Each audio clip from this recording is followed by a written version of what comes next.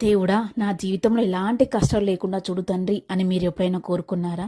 కోరుకోకండి. అలా ఎప్పుడు కోరుకోవద్దు. ఎందుకంటే జీవితంలో కష్టాలు లేకపోవడం అంటే ఉప్పు లేని కూర లాంటిది. అసలు బాగోదు. చప్పచప్పగా ఉంటుంది. జీవితం విలువ అస్సలు తెలియదు.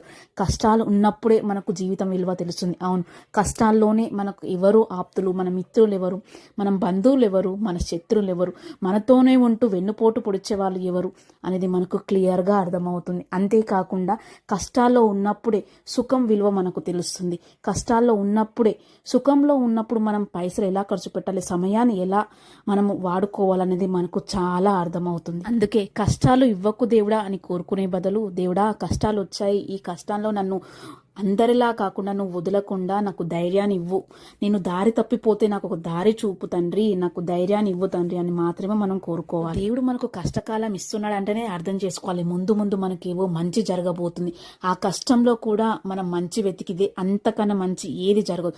ఏది జరిగినా మన మంచికే అనుకొని ఆ కష్టాలను ఈదుతూ పోతే మంచి రోజులన్నీ మనవి. అలా కాకుండా దేవుణ్ణి నిందిస్తూ ఈ కష్టాల్లో నేను ఈదలేను అని చెప్పి నువ్వు ఓడిపోతే ఆ మంచి రోజులు నువ్వు ఎప్పటికీ చూడలేవు. అలా నీతో ఉండే వాళ్ళను ఎవరు అనేది నువ్వు ఎప్పుడు గుర్తించలేవు అనమాట. ఫర్ ఎగ్జాంపుల్, ఒక ముళ్ళులున్న రోడ్డు ఉంది. ఆ రోడ్డు దాటితేనే నువ్వు నీళ్లు తాగగలవు, లేకుంటే నువ్వు నీళ్లు తాగలేవు. నువ్వు ఎలా అయినా కష్టం చేసో ధైర్యం చేసో ఆ రోడ్డు దాటితే నువ్వు నీళ్లు తాగగలవు. తర్వాత నీ జీవితాన్ని నువ్వు సాగించగలవు. లేదు, ఆ రాళ్ళు నేను దాటలేను, ఆ ముళ్ళులు నేను దాటలేను అనుకుంటే నువ్వు ఎప్పటికీ ఆ కష్టాల్లోనే ఉండిపోతావు. అందుకే జీవితంలో కష్టాలు ఉండాలి. ఆ కష్టాలను నువ్వు దాటాలి. దాటి మంచి రోజులు నువ్వు అందుకోవాలి. నీ కష్టంలో తోడున్న వాళ్ళకి నువ్వు తోడుండాలి.